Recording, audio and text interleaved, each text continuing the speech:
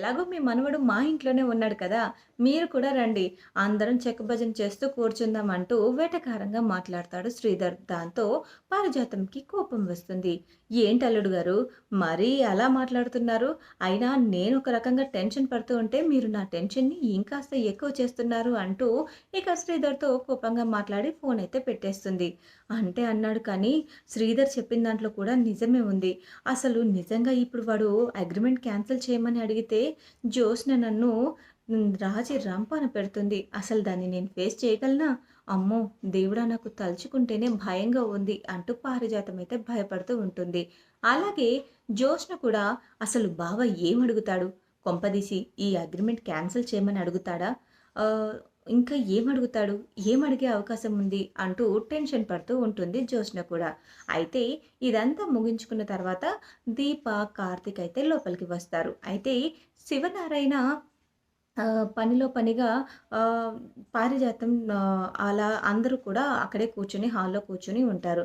"ఏంటి పారు చాలా టెన్షన్ పడుతున్నట్టున్నావు? అయినా నీ టెన్షన్ చూస్తే నాకు గుర్తొచ్చింది. ఈ ఒప్పందం గెలిస్తే నాకు ఏదో ఇస్తానని అన్నట్టున్నారు పెద్ద సార్ గారు" అంటూ అనగానే ఈ శివనారాయణ ఎప్పుడు మాట మీద నిలబడతాడు. "నువ్వు ఏదడిగినా కాదనకుండా ఇస్తాను. ఏం కావాలో అడుగు" అనంటాడు. అయితే మీది మాత్రమే ఈ మాట, ఈ ఫ్యామిలీలో అందరిది ఈ మాటేనా అనగానే, మా నా మాటే ఈ కుటుంబంలో అందరిది మాట అని చెప్పేసి అనగానే, సరే అయితే అడిగిన తర్వాత కాదనకూడదు. ఎవ్వరు ఏ అభ్యంతరం చెప్పకుండా సంతోషంగా చేయాలి అనగానే, అలాగే చేస్తామని చెప్పేసి శివనారాయణ అయితే మాటిస్తాడు. కొంపదీసి వీడు అగ్రీమెంట్ గురించి అడుగుతాడా ఏంటి అంటూ పారిజాతం అయితే టెన్షన్ పడుతూ ఉంటుంది. అయితే ఆహ్, నేను ఈ అగ్రీమెంట్ క్యాన్సిల్ చేసేయండి తాత అని అంటాడు. నాకు తెలుసురా నువ్వు అవకాశవాదివి. ఎప్పుడెప్పుడు అవకాశం వస్తుందా? ఎప్పుడెప్పుడు ఏ విధంగా పగ తీర్చుకోవాలా అని చూస్తూ ఉంటావు అనగానే అని అంటాననుకున్నారా? నాకు ఈ అగ్రీమెంట్ క్యాన్సిల్ చేయాల్సిన అవసరం లేదు అని చెప్పేసి ఇంకొక షాకింగ్ ట్విస్ట్ ఇస్తాడు కార్తీక్ వాళ్ళందరికీ. ఏంటి మళ్ళీ ఏం అడగబోతున్నావు? అని అనుకుంటూ ఉంటుంది పారిజాతం. అయితే ఏం చేయాలో అర్థం కాక ఏమడుగుతాడో తెలియక శివనారాయణ కూడా కాస్త ఆలోచనలో పడతాడు. నాకు ఇవేవి అక్కర్లేదు. ఆహ్, మీ స్థాయిని బట్టి మీ గిఫ్ట్ మీరిచ్చేది కూడా ఉంటుంది కదా! అని చెప్పేసి అనగానే, ఇక వెంటనే శివనారాయణ చెక్ బుక్ తీసి ఒక బ్లాంక్ చెక్ మీద సైన్ చేసి కార్తీక్ అయితే ఇస్తాడు. "దీని మీద ఎంతైనా అమౌంట్ రాసుకోవచ్చా తాత?" అనగానే, "ఎంతైనా రాసుకో" అని చెప్పేస్తాడు కార్తీక్‌కి ఆ శివనారాయణ. ఇక దాంతో ఏదో దీప మనం అనుకున్నదే రాసేస్తున్నాను అనగానే, "నీకు నచ్చింది చెయ్యి బావ" అంటుంది దీప. ఇక ఏదో రాస్తున్నట్టు చేస్తాడు. "ఏంటి ఏదో రాస్తున్నాడే, కొంపదీసి 10,00,00,000 రాస్తాడంటావా ఏంటి?" అంటూ పారిజాతం అయితే టెన్షన్ పడుతూ జ్యోత్స్నని కూడా టెన్షన్ పెడుతుంది. అయితే అలా జరిగిన తర్వాత ఏమి రాయకుండా ఆ చెక్ తీసుకొని జ్యోత్స్నకి ఇచ్చేస్తాడు. జ్యోత్స్న అదే చిన్న మేడం గారు ఇది మీకే అని చెప్పేసి అనగానే, "ఏంటి నీకిచ్చిన చెక్‌ని నాకిస్తున్నావేంటి?" అనగానే, ఇందులో ఎంతుందో చూసుకోండి మీరే" అనగానే, "ఏంటిది? ఇందులో ఏమీ లేదు కదా!" అనగానే, హ్మ్. పెద్ద సార్ గారు నాకు అవకాశం ఇచ్చారు.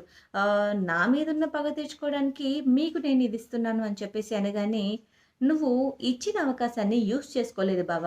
కానీ నేను యూజ్ చేసుకుంటాను. ఈ చెక్ మీద ఎంత రాయాలో నాకు బాగా తెలుసు" అని చెప్పేసి దాని మీద కేవలం ఒకే ఒక్క రూపాయి రాసి, నేను ఇందులో అంటే మీరు నాకిచ్చే 10,00,00,000లో దీన్ని మైనస్ చేసుకోండి బావ అని మళ్ళీ కార్తిక్‌కి అది చూపిస్తుంది. ఒక్క రూపాయి అవకాశం యూజ్ చేసుకోలేదు బావ. కానీ నేను యూజ్ చేసుకున్నాను. అంటూ ఇక నువ్వు నాకు ఇవ్వాల్సిన దాంట్లో ఒక్క రూపాయి తక్కువ చేసుకొని మిగతాదంతా ఇచ్చేసేయి అని చెప్పేసి జ్యోత్స్న అయితే అంటుంది. ఇక ఆ తర్వాత జ్యోత్స్న తీసుకున్న నిర్ణయానికి శివనారాయణ కూడా సపోర్ట్ చేస్తాడు. అయితే ఆహ్, చూడు నువ్వు మా కంపెనీకి ఎంతో హెల్ప్ చేశావు. ఇప్పుడు ఒక రకంగా చెప్పాలంటే మా కంపెనీ ఆహ్, అంటే సమస్య నుంచి బయటపడడానికి కారణం నువ్వే కాబట్టి నేనొక విషయంలో థాంక్స్ అయితే చెప్పబోతున్నాను. అలాగే నీకు ఏం సహాయం చేయకుండా మేము ఉండలేం. అయినా అలాగే నువ్వు రోజు పనికి లేట్‌గా వస్తున్నావు. అడిగితే అది ఇది అంటూ పిట్ట కథలేవో చెప్తున్నావు.